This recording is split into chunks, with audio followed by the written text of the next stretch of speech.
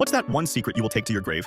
When my wife was diagnosed with terminal cancer, her biggest regret wasn't about herself. It was about her dad. They had a falling out years before we met, and she always blamed herself for it. He was stubborn, she was proud, and they hadn't spoken in over a decade. As her condition worsened, she'd say, "I just wish I could tell him I'm sorry, that I love him." The thing is, I knew where he was. She had no idea, but I tracked him down a few years ago, thinking I might eventually help them reconnect. He lived a few states away, working odd jobs, but when she got sick, I reached out to him, hoping for a miracle. He refused. Said she made her bed years ago, and he wasn't about to dig up the past. It broke my heart, but I didn't tell her.